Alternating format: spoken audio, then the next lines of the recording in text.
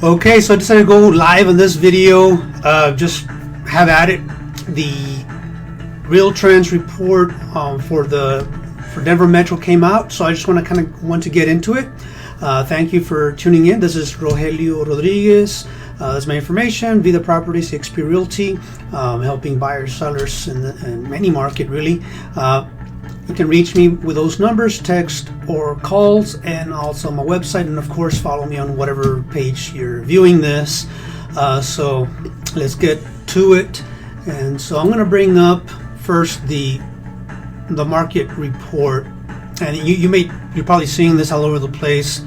It's being shared, but I kind of want to get into the meat of it. The kind of get nerdy all about it, right? So that's what it says. So basically the theme of this seller's market is that buyer demand continues to stay hot, even as many buyers continue to be iced out in this fast-paced market.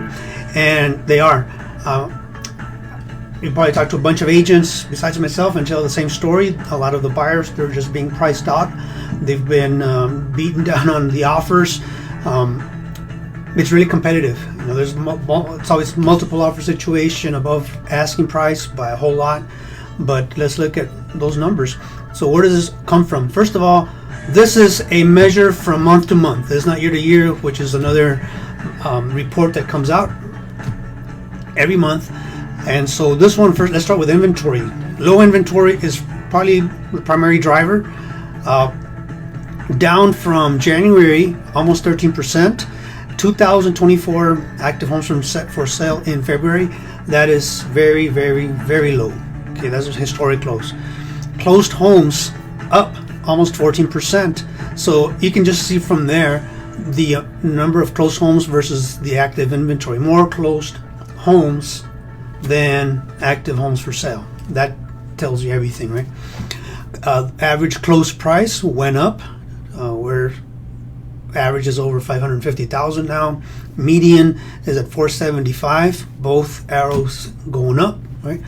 Average days in market going down. So almost 15%. If I'm not mistaken, it was like 26 or 27 days just a month ago in January.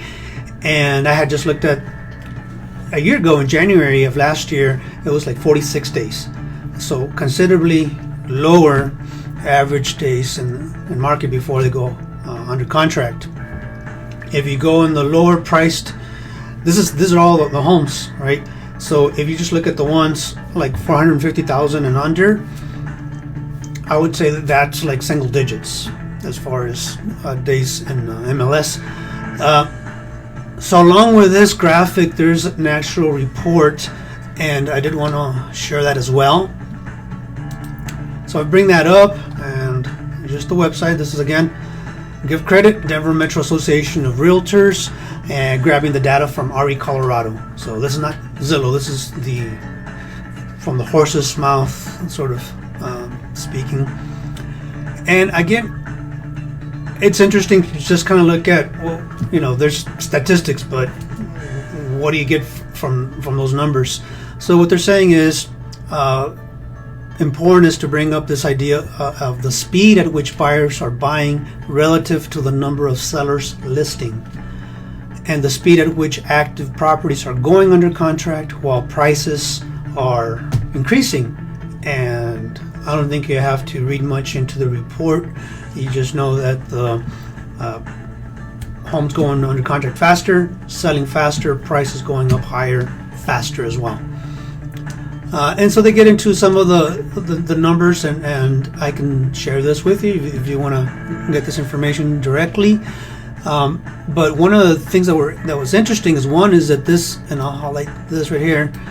This is the first time that attached market has had an average price above $400,000. So that's condos and townhomes for the most part. These are attached properties. They've superseded the $400,000 mark, which is huge. I remember meeting this for single family residents, and now we're seeing it with the attached properties. There was a bit of a drop here. Detached properties saw a 1.8% decrease in closed properties relative to last year. So maybe you can take away from this that a lot of this is being driven by the attached market. And it just confirms a lot of information. Days on MLS at 5, close price to list price ratio. So people are almost, the actual closing price is ending up being about 2% higher than the asking. So 2% of 400, so you're looking at $8,000 above what it actually closes at, for just as an example. And even in past sellers markets, we hadn't seen that ratio.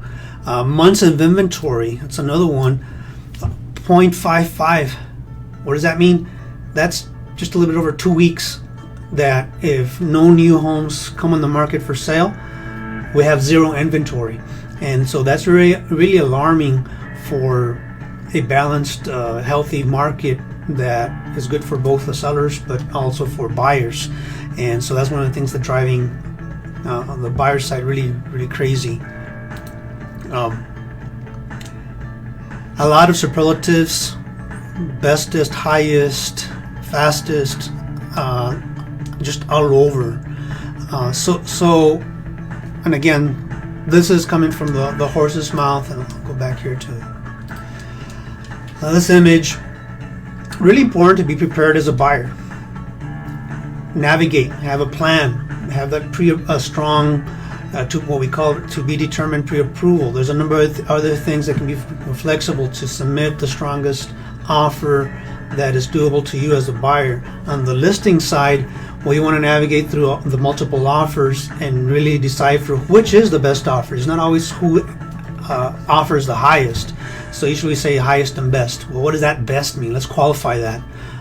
About looking at inspection, we're doing appraisal gaps, a lot of other things, flexibility with the closing or with possession of the property, a lot of different things. So anyway, very interesting to share this. Again, this is your market update for March 3rd, 2021. Thank you for sticking with me. If you want to reach me, those are some of the numbers. Have a great, wonderful day.